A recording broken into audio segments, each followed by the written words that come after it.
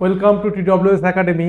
স্ক্রিনে দেখতে পাচ্ছ social studies pedagogy practice class, মানে তোমরা যে ইতিহাস, ভূগোল, হ্যাঁ, পলিটি, ইকোনমিক্স যে স্টাডিজ পার্ট অর্থাৎ সোশ্যাল স্টাডিজ পার্ট, যেটা আর্টসের স্টুডেন্টস রয়েছে, এই সোশ্যাল স্টাডিজের পেডাগোগি কিভাবে পড়বে, কী ধরনের প্রশ্ন আসার সম্ভাবনা রয়েছে এবং সোশ্যাল স্টাডিজের কোন কোন এরিয়া পেডাগোগির পার্টটা আমরা কভার করব, এখানে অনেকগুলো কনসেপ্ট এখান থেকে কিন্তু তোমরা পাবে।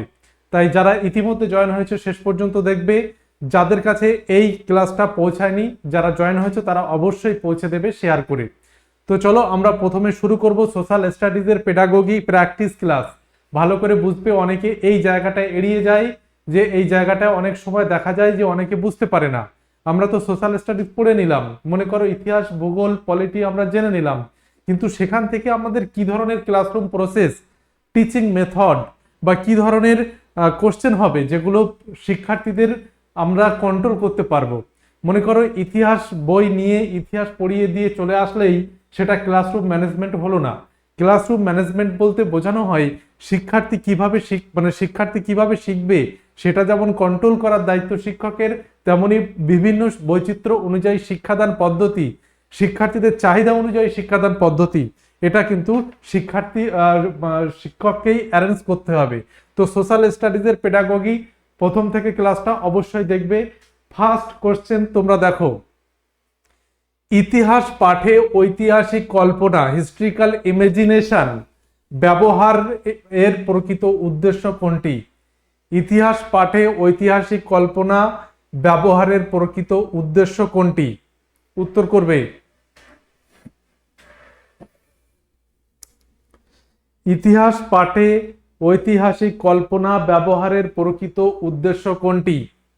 অতীতের অসম্পূর্ণ তথ্যগুলোকে নিজের ইচ্ছা অনুযায়ী পূরণ করা, তত্ত্বের অভাবে গল্পের মতো করে ইতিহাসকে সাজিয়ে তোলা, নাকি প্রাপ্ত প্রমাণের ভিত্তিতে? উত্তর করবে সবাই যে ইতিহাস পাঠে ঐতিহাসিক কল্পনা ব্যবহারের প্রকৃত উদ্দেশ্য কোনটি?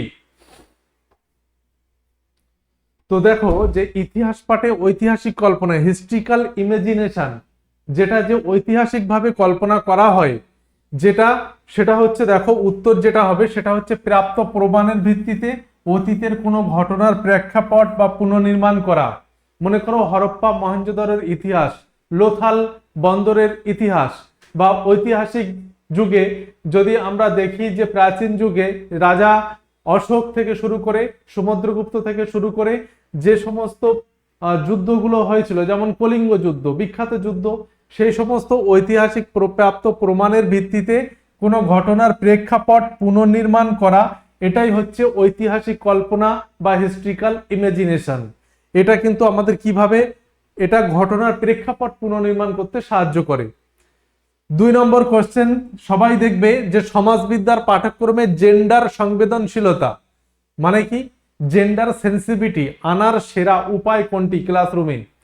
তোমরা অবশ্যই জানো যে সমাজবিদ্যার ক্ষেত্রে আমাদের খুব সতর্কভাবে শিক্ষার্থীদের শিক্ষাদান করা উচিত, যেখানে জেন্ডার সেন্সিটিভিটি অবশ্যই সবার মধ্যে কাজ করে। জেন্ডার সেন্সিটিভিটি অবশ্যই সবার মধ্যে কাজ করে। প্রথম অপশন দেখো, পাঠ্য বইয়ে নারীদের অবদানের উপর একটা পৃথক অধ্যায় যুক্ত করা, উদাহরণ ও চিত্রকল্পে নারী পুরুষের প্রথাগত ভূমিকার বাইরে প্রতিফলন ঘটানো, শ্রেণীকক্ষে নারী ও পুরুষ শিক্ষার্থীদের জন্য পৃথক বসার ব্যবস্থা করা, শুধুমাত্র নারী মনীষীদের জীবন নিয়ে বিশেষ আলোচনা আয়োজন করা। উত্তর কোনটি হবে? উত্তর করবে। ভুল হোক সঠিক হোক, উত্তর সবাই করার চেষ্টা করবে। যখন এখানে মার্কিং হবে তখন সেটা ঠিক হলো বা ভুল হলো তোমরা সেটা অবশ্যই দেখবে। এখানে দেখো, উদাহরণ ও চিত্রকল্পে নারী পুরুষের প্রথাগত ভূমিকার বাইরে প্রতিফলন ঘটানো, এটা হচ্ছে সমাজবিদ্যা পাঠ্যক্রমে জেন্ডার সেন্সিটিভিটি, যে উদাহরণ ও চিত্রকল্পে নারী পুরুষের প্রথাগত ভূমিকা কি। আমি এর আগে জেন্ডার অ্যাওয়ারনেস যারা করেছো, আমার ক্লাস গ্রুপ সিডির ক্লাস যারা করেছো, তারা অবশ্যই জানবে যে প্রথাগত ভূমিকা, যে ছেলেরা রান্না করতে পারে না, ছেলেরা বাইরে কাজ করবে এবং বড় রিস্কি কাজ করবে, এবং মেয়েরা ঘরের কাজ করবে এবং তারা কখনোই খেলবে না। এই যে প্রথাগত ভূমিকার বাইরে, যেমন মনে করো যে একটা, যদি শিশুদেরকে বইতে একটা চিত্র দেখানো হয় যে পরিবারের মহিলা রান্না করছে, এবং পরিবারে পুরুষ সকালে সে নিউজ পেপার পড়ছে, বসে আছে, এই ধরনের ভূমিকার বাইরে একটা অন্য কিছু শিক্ষার্থীদেরকে শেখানো, যাতে তারা এই জেন্ডার সেন্সিটিভিটি এই ব্যাপারটা তাদের মাথায় ক্লিক করে যে মহিলারাই শুধুমাত্র রান্না করবে, পুরুষরা রান্না করবে না, হ্যাঁ ছেলেরাই শুধুমাত্র খেলাধুলা করবে, এইগুলো এই যে সেন্সিটিভিটি এইগুলো প্রথাগত এর ভূমিকার বাইরে যেতে হবে, সেটাই এখানে কিন্তু বলা হচ্ছে। 3 নম্বর দেখো রাষ্ট্রবিজ্ঞান। রাষ্ট্রবিজ্ঞান শিক্ষার ক্ষেত্রে ল্যাবরেটরি মেথড বলতে নিচের কোনটিকে বোঝানো হয়? ল্যাবরেটরি মেথড, অনেকগুলো কনসেপ্ট এখান থেকে নতুন নতুন কনসেপ্ট পাবে। আমি তোমাদেরকে বলছি, যদি শিক্ষণ বিদ্যা অর্থাৎ পেডাগোগিক্যাল পোর্শনটা ভালো নাম্বার নিয়ে আসতে হয়, কারণ এই জায়গা থেকে অনেকের ভুল কিন্তু এই জায়গাটায় হয়, তুমি কতটা সঠিক উত্তর করতে পারবে তা এই জায়গাটায়, এই জায়গাগুলো কিন্তু ঠিক করে দেয়। ইতিহাস ভূগোলের উত্তর হয়তো জানলে তুমি করতে পারবে, তথ্যমূলক ওইগুলো, কিন্তু এইগুলো হচ্ছে বোঝার বিষয়, এইগুলো তো তোমার টাইম যাবে। সুতরাং এই জায়গাটায় তুমি যদি ভালো করে প্র্যাকটিস করো তো অবশ্যই তুমি অনেকাংশে ক্ষেত্রে এগিয়ে থাকবে। রাষ্ট্রবিজ্ঞান শিক্ষার ক্ষেত্রে ল্যাবরেটরি মেথড, তো ল্যাবরেটরি মেথড মানে কি? যে ল্যাবরেটরি যেখানে পরীক্ষা নিরীক্ষা করা হয়, তাই তো? তাহলে পরীক্ষা নিরীক্ষা যেখানে করা হয়, তো অপশন অনুযায়ী কোনটি সঠিক হবে বলো? অপশন অনুযায়ী কোনটি সঠিক হবে? রাষ্ট্রবিজ্ঞান শিক্ষার ক্ষেত্রে ল্যাবরেটরি মেথড বলতে কি বোঝানো হচ্ছে? দেখো, রাষ্ট্রবিজ্ঞান শিক্ষার ক্ষেত্রে আমরা যদি বলি যে ল্যাবরেটরি মেথড, তো ল্যাবরেটরি মেথড রাষ্ট্রবিজ্ঞান সাবজেক্ট যখন রাষ্ট্রবিজ্ঞান, তখন রসায়ন নিয়ে গবেষণা করার কোনো কাজ নেই, অর্থাৎ বিজ্ঞানের মতো রাসায়নিক দ্রব্য এই রাষ্ট্রবিজ্ঞানে কাজে লাগবে না। তাহলে আমাকে এই অপশনটা আমি বাদ দিতে পারলাম। বিদ্যালয়ের ভেতরে একটা ছোটখাটো সংসদ ভবন তৈরি করা, এটা ল্যাবরেটরির কাজ নয়। যেটা হচ্ছে ইন্টারনেট পাওয়া তথ্যের ভিত্তিতে পাওয়ার পয়েন্ট প্রেজেন্টেশন, এটা তো প্রেজেন্টেশন হলো, ল্যাবরেটরি তো হলো না। তাহলে আমি যদি বলি যে বিভিন্ন তথ্য, দলিল, সংবিধানের কপি নিয়ে হাতে কলমে গবেষণা করা, হাতে কলমে গবেষণা বলতে কোন তথ্য কোনটার সাথে মিসম্যাচ হচ্ছে, বা এই সময় এই তথ্য কতটা প্রাসঙ্গিক, এইগুলো নিয়ে যে গবেষণা পদ্ধতি, সেটাকে আমরা রাষ্ট্রবিজ্ঞানের ল্যাবরেটরি মেথড বলছি। বোঝা গেল? 4 নম্বর কোশ্চেন দেখো, সমাজবিদ্যার শিক্ষায় অ্যাসাইনমেন্ট দেওয়ার প্রধান সার্থকতা কোথায়? সমাজবিদ্যার যে শিক্ষাতে অনেকে বলে যায় যে স্কুলে অ্যাসাইনমেন্ট দেয়, 20 মার্কের প্রজেক্ট দেয়, কলেজে 10 মার্কের অ্যাসাইনমেন্ট দেয়, এই যে অ্যাসাইনমেন্ট এগুলো কেন দেওয়া হয়? দ্রুত সিলেবাস শেষ করতে নাকি? কিছু তো একটা সার্থকতা রয়েছে, উদ্দেশ্য রয়েছে, মোটিভ রয়েছে। তো সমাজবিদ্যায় অ্যাসাইনমেন্টের এইটার সার্থকতাটা কোথায়? এটার সার্থকতা আমরা কোথায় বিচার করব? সমাজবিদ্যা শিক্ষায় অ্যাসাইনমেন্ট দেওয়া কেন হয়? তোমরা যে কলেজে অ্যাসাইনমেন্ট করেছো 10 মার্ক 20 মার্ক করে, সেই অ্যাসাইনমেন্ট যখন লিখতে হতো তখন মনে মনে এটা অনেকে নিশ্চয়ই বলেছে যে কেন ফালতু বেকার এইগুলো আমাদেরকে দেওয়া হচ্ছে, অনেকে মনে এটা মানে আসতো। তো সেই অ্যাসাইনমেন্ট দেওয়ার প্রধান সার্থকতা কোথায়? কোনো কিছুই তো অপরিকল্পনা মাফিক, আনপ্ল্যানিং কোনো কিছুই তো শিক্ষাক্ষেত্রে সিস্টেমের মধ্যে থাকবে না, নিশ্চয়ই এরও সার্থকতা থাকবে। তাহলে সেই সার্থকতা হচ্ছে যে ব্যক্তিগত তথ্য সংগ্রহ ও স্বাধীন চিন্তার সুযোগ প্রদান করা। এই যে এই মহান উদ্দেশ্যটাকে ছেলেমেয়েরা কিভাবে কাজে লাগাচ্ছে দেখো, যে ব্যক্তিগতভাবে তথ্য সংগ্রহ, স্বাধীন চিন্তার সুযোগ প্রদান করা অ্যাসাইনমেন্টের উদ্দেশ্য। তো এই অ্যাসাইনমেন্টটা কি করছে? টিউশন টিচারের কাছে হুবহু কপি করে দিচ্ছে যে এই ব্যাপারটা আপনি স্যার একটু দেখে দেন। তো উনি কি করলেন, বিভিন্ন বই থেকে বা ইন্টারনেট থেকে তথ্য সংগ্রহ করে একটা ফরম্যাট বানিয়ে নিলেন, যেটা ওনার কাছে যদি 10 জন বা 20 জন পড়ে, সবার কাছে মোটামুটি একটা সেম কপি চলে গেল। তাহলে সেই শিক্ষার্থীরা এই ব্যক্তিগতভাবে তথ্য সংগ্রহ, স্বাধীন চিন্তার সুযোগ কোনোটাই পেল? তাহলে তো তাদের মনে প্রশ্ন আসতেই পারে যে 10 মার্কের অ্যাসাইনমেন্ট বা 20 মার্কের অ্যাসাইনমেন্ট দেওয়ার কোনো মানে হয়? তাই না? এই মহৎ উদ্দেশ্য যদি না থাকে তাহলে অ্যাসাইনমেন্টের কোনো গুরুত্বই নেই। 5 নম্বর দেখো, সামাজিক গঠনবাদ সোশ্যাল কনস্ট্রাকটিভিজম অনুযায়ী শিখন মূলত কিসের উপর নির্ভর করে? সামাজিক গঠনবাদ অনুযায়ী শিখন মূলত কিসের উপর নির্ভর করে? এটা এই কোশ্চেনটা অনেকটা সিডিপির সাথে সম্পর্কযুক্ত, চাইল্ড ডেভেলপমেন্ট অ্যান্ড পেডাগোগির নির্মিতিবাদ পড়ানো হয়েছে। সেখানে যে তত্ত্বটা রয়েছে সেটার সাথে কিছুটা হলেও সম্পর্কযুক্ত। দেখো, সামাজিক গঠনবাদ অনুযায়ী শিখন মূলত কিসের ওপর নির্ভরশীল? সামাজিক গঠনবাদ বা সোশ্যাল কনস্ট্রাকটিভিজম অনুযায়ী শিখন মূলত কিসের ওপর নির্ভরশীল?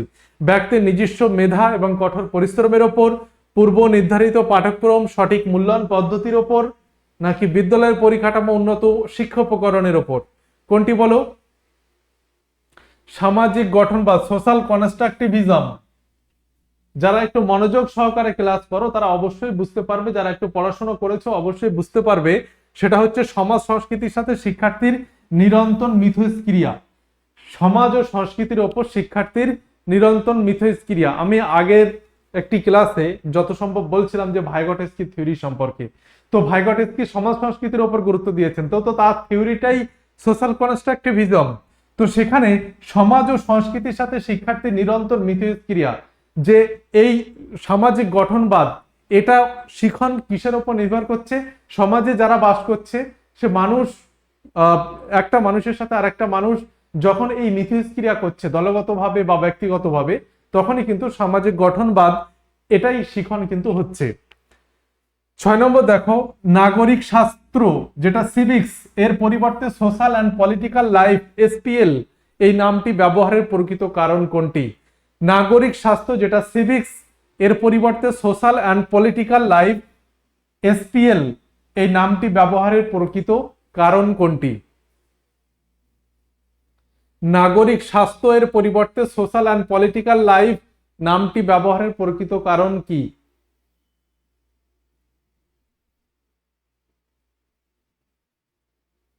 দেখো, নাগরিক শাস্ত্র বা সিভিক্স এর পরিবর্তে সোশ্যাল অ্যান্ড পলিটিক্যাল লাইফ, এটার প্রধান কারণ হচ্ছে শিক্ষার্থীদের তাত্ত্বিক কাঠামো ও সরকারি প্রতিষ্ঠানের বদলে জীবন্ত রাজনৈতিক বাস্তবতার সাথে পরিচিত ঘটানো। কিরকম ব্যাপারটা বুঝতে পারলাম না?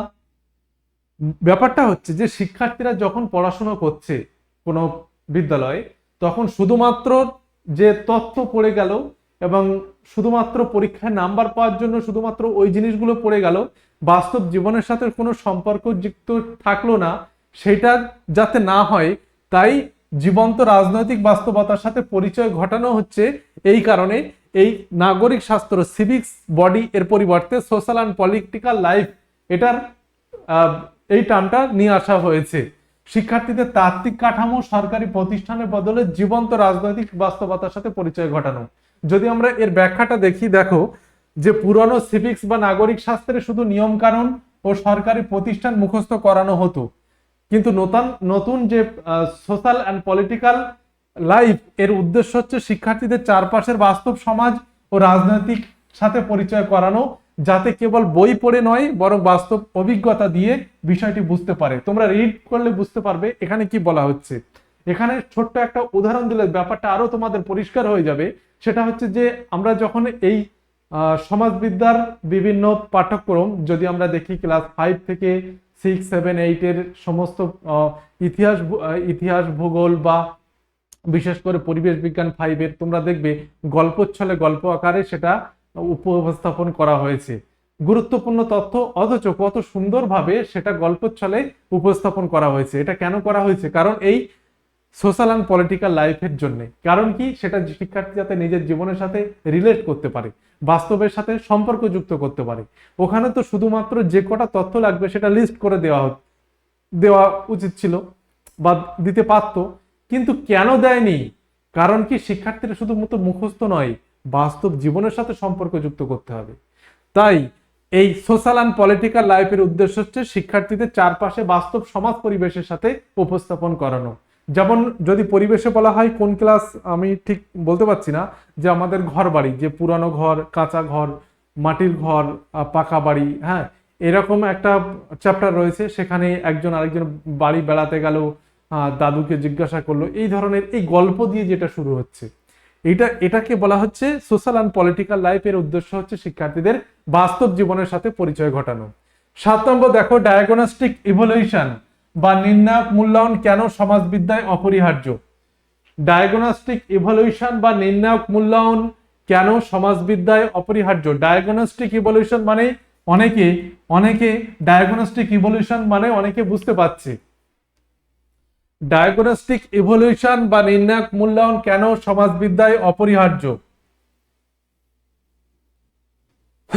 উত্তর করবে।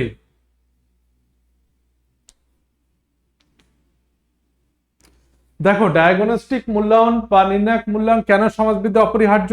কারণ শিখনের ক্ষেত্রে বিশেষ কোনো ঘাটতি বা ভুল ধারণা চিহ্নিত করতে, অর্থাৎ ডায়াগনস্টিক করা মানে রোগ রোগ রোগ ধরার ক্ষেত্রে অনেক সময় আমরা কি করে থাকি, ডায়াগনোসিস করে থাকি না?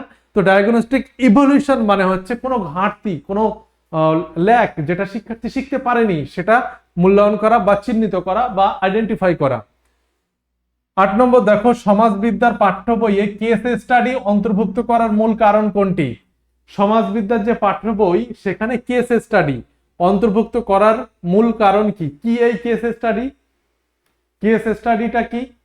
দেখো, আগে উত্তরটা দেখে নাও। বিমূর্ত নীতিগুলোকে বাস্তব জীবনের উদাহরণের সাথে মিলিয়ে বোঝা, এটাকে বলা হয় কেস স্টাডি। মানে কি সমাজবিদ্যায় কেস স্টাডি মানে কি? কেস স্টাডি মানে হচ্ছে যে শিক্ষার্থীরা তার কোনো একটা পরিস্থিতিতে কোনো এক ধরনের যে মানে রিয়াক্ট করে। মনে করো সে একজন শিক্ষার্থী টিফিনে বাইরে খেলতে গেল, তো স্বাভাবিকভাবে একজনের সাথে আরেকজনের যখন মিথস্ক্রিয়া হচ্ছে তখন শিক্ষার্থীর সেই মুহূর্তে সেই যে রিয়াকশনটা, সেটাকে আমরা বলছি কেস স্টাডি। অর্থাৎ সেই পর্যবেক্ষণ করা হলো, পর্যবেক্ষণের ভিত্তিতে তার একটা রিপোর্ট তৈরি করা হচ্ছে। এরকম প্রতি বছর যখন আমরা রিপোর্ট জমা রাখছি তখন সেটাকে কেস স্টাডি বলা হচ্ছে। অর্থাৎ বিমূর্ত নীতিগুলোকে বাস্তব জীবনের উদাহরণের সাথে মিলিয়ে বোঝা, এটাকে বলা হচ্ছে কেস স্টাডি।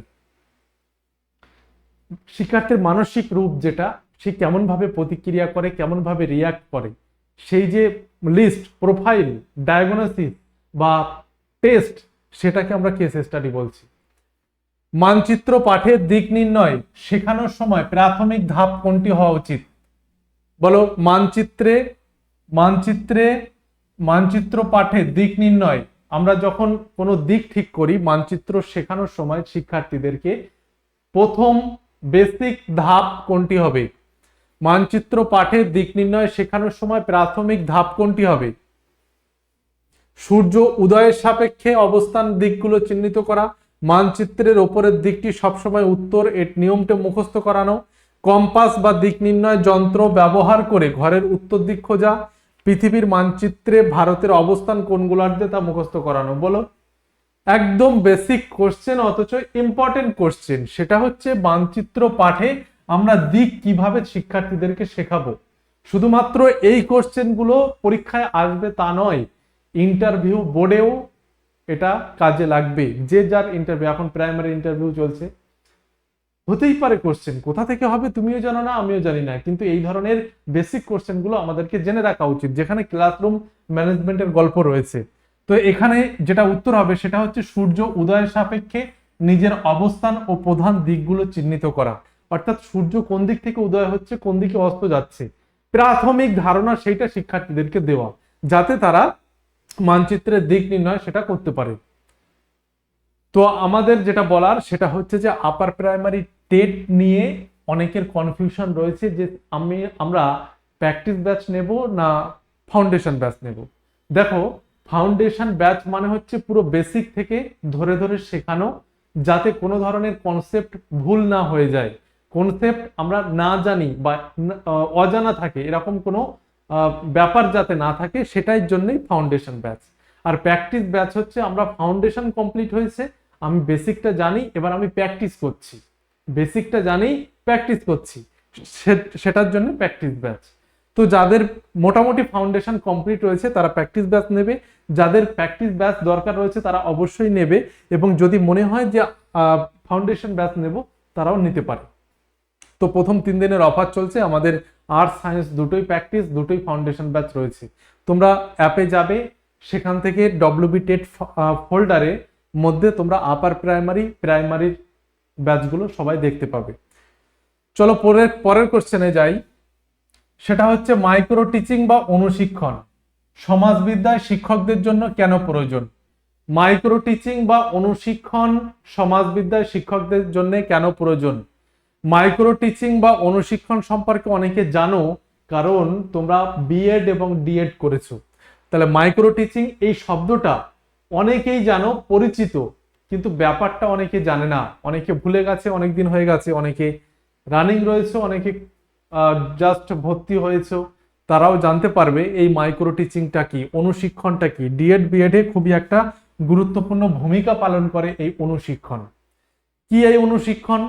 অনুশিক্ষণ হচ্ছে শিক্ষকদের জন্য কেন প্রয়োজন, এটাও একটা বেসিক কোশ্চেন, যে অনুশিক্ষণ আমরা কেন দেব বা অনুশিক্ষণের প্রয়োজন কেন একজন শিক্ষার্থী শিক্ষকের কাছে, যারা বিএড করছে ডিএড করছে তাদের কাছে অনুশিক্ষণই বা কেন দরকার?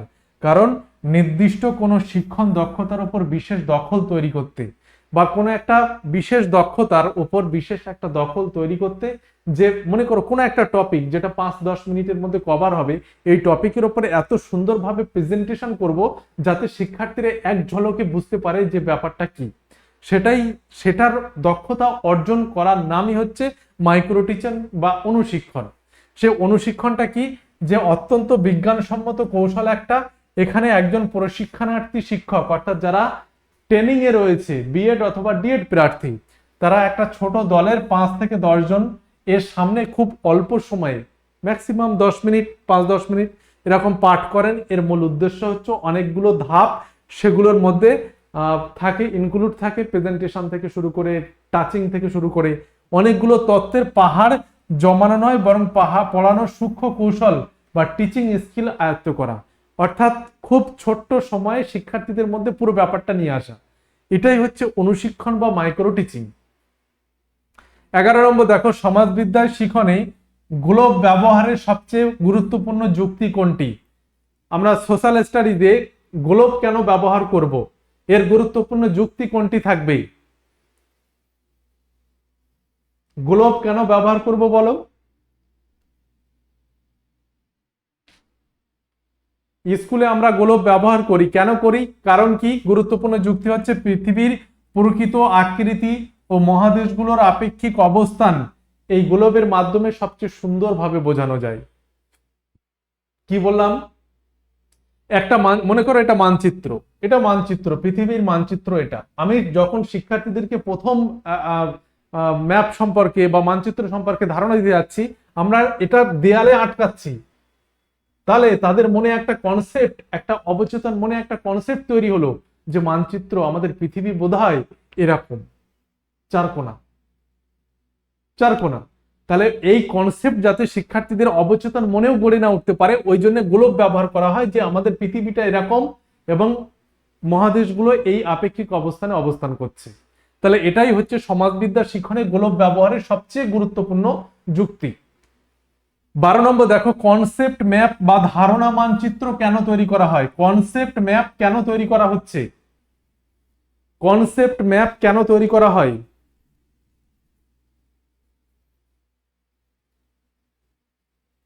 উত্তর করবে যে কনসেপ্ট ম্যাপ বা ধারণা মানচিত্র কেন তৈরি করা হয়। দেখো, কনসেপ্ট ম্যাপ তৈরি করা হচ্ছে বিভিন্ন তথ্যের মধ্যেকার পারস্পরিক সম্পর্ক স্পষ্ট করতে। এই কনসেপ্ট ম্যাপ কেন প্রয়োজন হয়? দেখো, যে কনসেপ্ট ম্যাপ হচ্ছে একটা দৃশ্যমান চিত্র বা ডায়াগ্রাম বা ধারণা, যা সাধারণত একটা সম্পর্ককে তুলে ধরে, একটা সংযোগকারী রেখা বা তীর চিহ্নের মাধ্যমে এটা তৈরি করা হয়। কনসেপ্ট ম্যাপ মানে কিরকম, আমি একটা উদাহরণ দেব। মানে মনে করো যে তুমি কম্পিউটার কিভাবে অন করবে, তাহলে একটা উদাহরণ যদি দেওয়া হয়, প্রথমে বোর্ডের সুইচ অন করো, তারপর তোমাকে সিপিইউ যেটা রয়েছে সিপিইউ সুইচ অন করবে, সিপিইউ সুইচ অন করবে। তারপরে কি রয়েছে এখানে, যদি আমি দেখি যে আমাদের ইউপিএসও আছে, ব্যাটারি ইউপিএস, এটা সুইচ অন করলে, তারপরে তুমি সিপিইউ সুইচ অন করলে, তারপরে তুমি মনিটরের সুইচ অন করলে। ঠিক আছে, ঠিক আছে। এই ধাপগুলো যে আমি পরপর মনে রাখছি, এই ধাপগুলো যে আমি মনে রাখছি, এই এই এই এটা এই যে ধাপগুলো আমি যে মনে রাখছি পরপর, এটাকে ধারণা মানচিত্র বা কনসেপ্ট বলা হয়। যে দৃশ্যমান চিত্র বা ডায়াগ্রাম, যেটা দেখে এক ঝলকে আমি আমার কোন কনসেপ্টটা নিয়েছি, কিভাবে নিয়েছি সেটা বুঝতে পারবো। 13 নম্বর দেখো, নিচের কোনটি দৃশ্য শ্রাব্য অডিও ভিজুয়াল উপকরণের প্রকৃষ্ট উদাহরণ? নিচের কোনটি দৃশ্য শ্রাব্য অডিও ভিজুয়াল উপকরণের প্রকৃষ্ট উদাহরণ?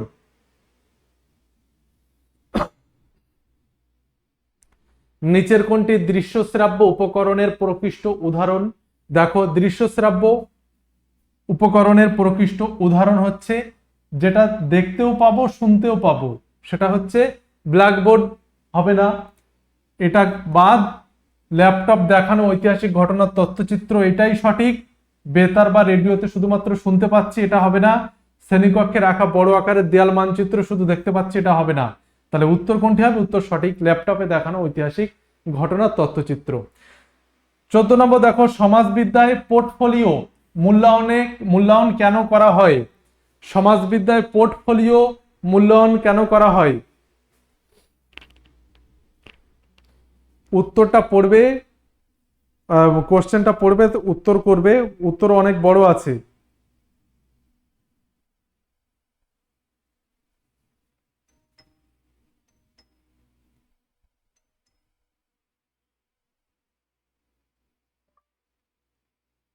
সমাজবিদ্যায় পোর্টফোলিও কেন ব্যবহার করা হয় বা মূল্যায়ন করা হয়?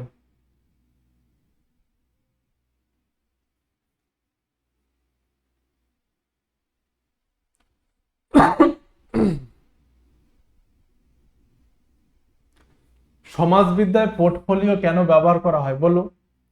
কেন ব্যবহার করা হয়? শিক্ষার্থীর সময়ের সাথে সাথে কাজের ক্রমবিকাশ পর্যবেক্ষণ করতে পোর্টফোলিও বা ফাইল ব্যবহার করা হয়। পোর্টফোলিও বা ফাইল ব্যবহার করা হয়। সমাজবিদ্যায় কেন ব্যবহার করা হয়? যে ইতিহাস সম্পর্কে জানতো না, মনে করো যে প্রাচীন যুগের ইতিহাস, মানে যদি আমরা ধরি যে ক্লাস 6 বা 5-এর যে ছোট ছোট একটু একটু সামান্য সামান্য যে ইতিহাসগুলো থাকে, সেই ইতিহাস সম্পর্কে শিক্ষার্থীর ধারণা প্রথমে ছিল না। তারপরে তাকে ধীরে ধীরে সেই ধারণাগুলো দেওয়া হলো। তারপর আরো একটু উপরে ক্লাসে তাকে ভারতবর্ষের ইতিহাস বা প্রাচীন যুগের ইতিহাস, মধ্যযুগের ইতিহাস, আরো বড় হয়ে সেকেন্ডারি লেভেলে তাকে শেখানো হচ্ছে যে স্বাধীনতা আন্দোলন। তাহলে এই যে পোর্টফোলিওর মাধ্যমে সময়ের সাথে সাথে তার বিকাশ কতটা সে দক্ষ হয়ে উঠেছে, কতটা পারবে, ঠিক আছে, এই জিনিসগুলো মূল্যায়ন করা হয় শিক্ষার্থীদের সাথে সাথে, যাতে ক্রমবিকাশমান যে পর্যবেক্ষণ, এটার মূল্যায়ন করতে আমরা পোর্টফোলিও ব্যবহার করি। সমাজবিদ্যায় পোর্টফোলিও এটা আমরা ব্যবহার করি। 15 নম্বর দেখো, ওপেন এন্ডেড কোশ্চেন্স বা মুক্ত প্রান্তিক প্রশ্ন সমাজবিদ্যায় কেন জরুরি? ওপেন এন্ডেড কোশ্চেন্স বা মুক্ত প্রান্তিক প্রশ্ন সমাজবিদ্যায় কেন জরুরি? নিশ্চয়ই এটার মানে কাউকেই বলে দিতে হবে না। ওপেন এন্ডেড কোশ্চেন কি, ওপেন এন্ডেড কোশ্চেন কি কাউকেই নিশ্চয়ই বলে দিতে হবে না আশা করি। তবুও যদি না জেনে থাকো, তবুও বলে থাকি যে ওপেন এন্ডেড কোশ্চেন মানে হচ্ছে সেটা তোমার নিজের ভালোভাবে উত্তর দিতে পারবে, নিজের স্বাধীনতা থাকবে, নিজের সৃজনশীলতা দিয়ে উত্তর দিতে পারবে, সেটাকে ওপেন এন্ডেড কোশ্চেন বলা হয়। যেমন যদি বলা হয় যে কেন জরুরি, যে শিক্ষার্থীর সৃজনশীলতা, স্বাধীন চিন্তার বিকাশ ঘটানো, এটার একটা বড় দিক হচ্ছে এটা।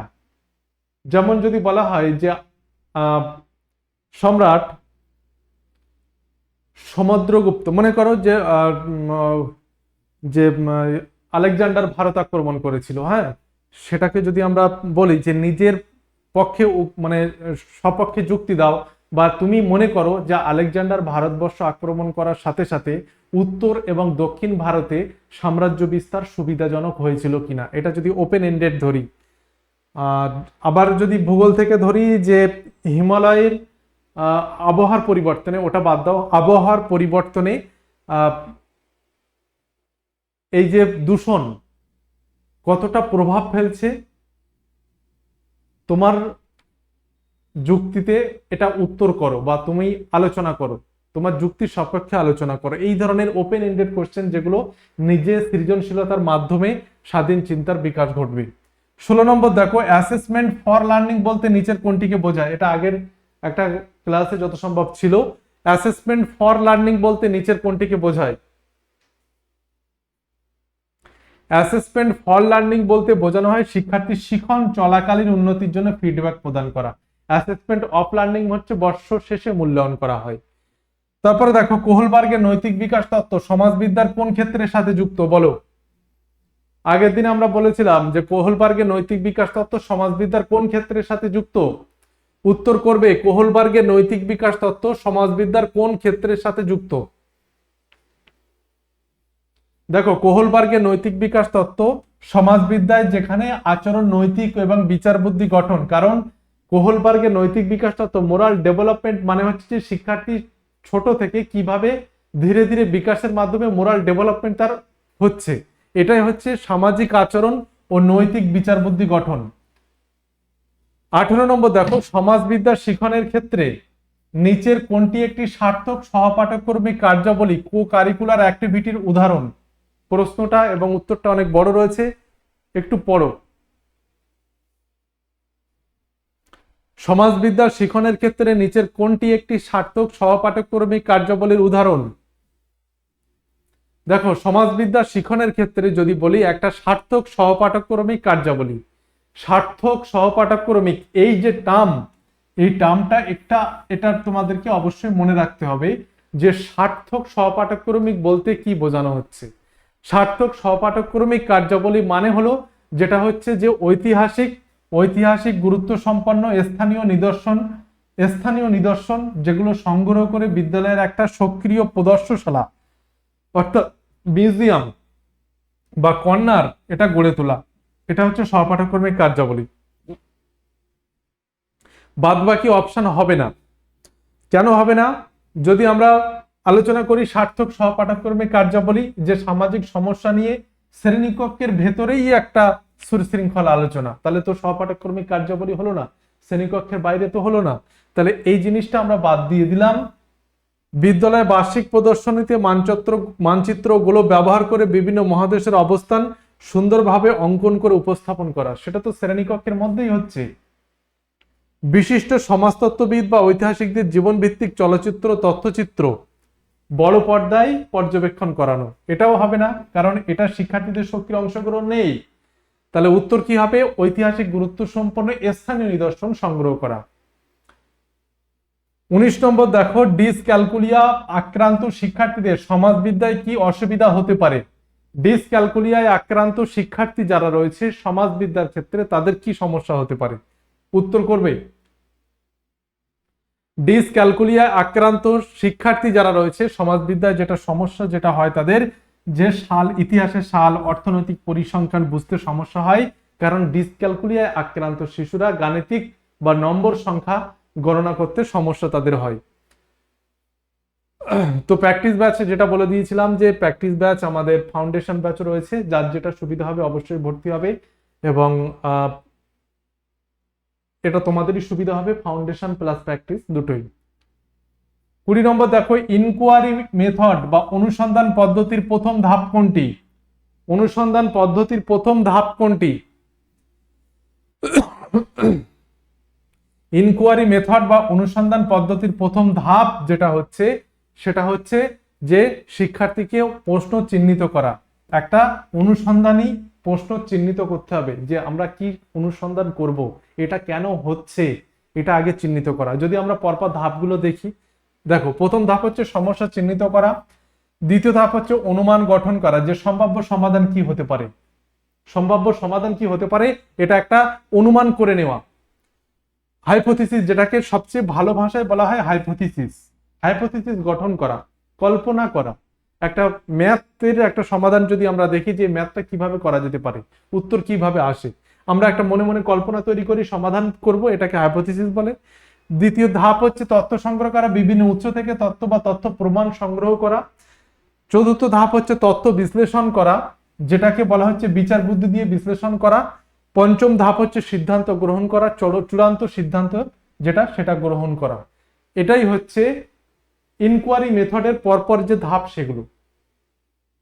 21 নম্বর যদি দেখি নিচের কোনটি সমাজবিদ্যা শিখনের ক্ষেত্রে একটা প্রাইমারি সোর্স। প্রাইমারি সোর্স কোনটি?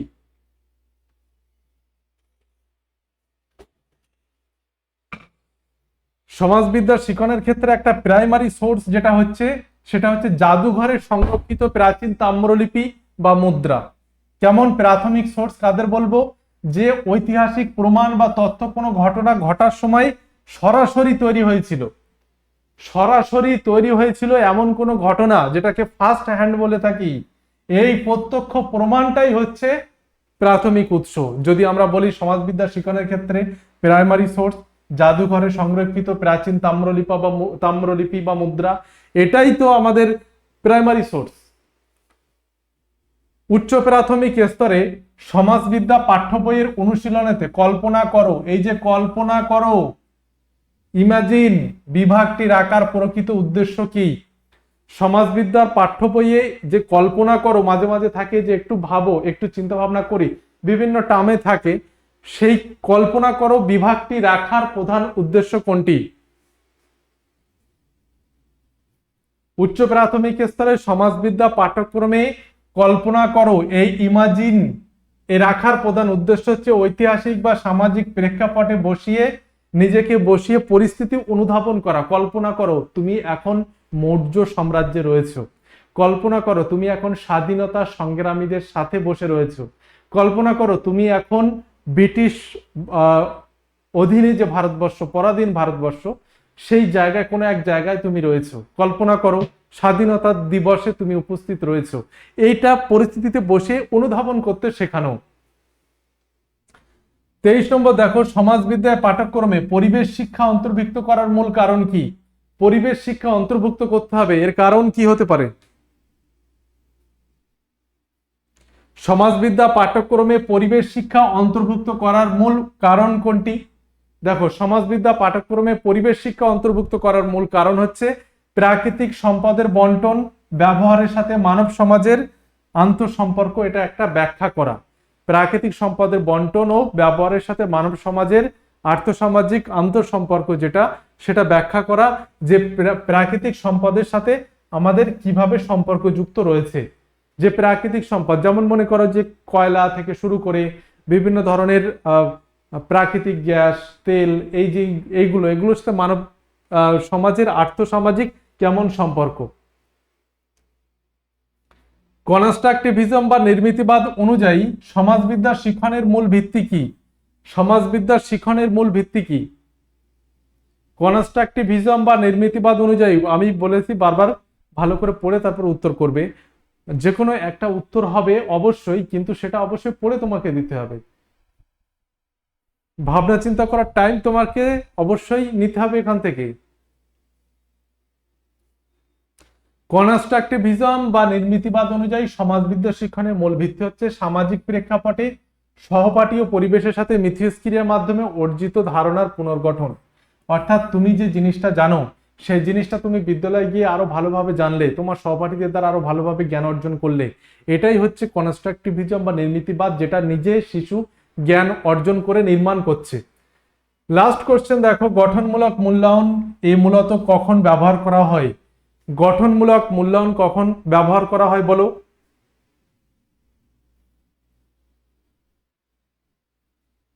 গঠনমূলক মূল্যায়ন কখন ব্যবহার করা হয়? গঠনমূলক মূল্যায়ন ব্যবহার করা হয় শিক্ষণ প্রক্রিয়া চলাকালীন উন্নতির লক্ষ্যে, এটা কিন্তু ব্যবহার করা হয়।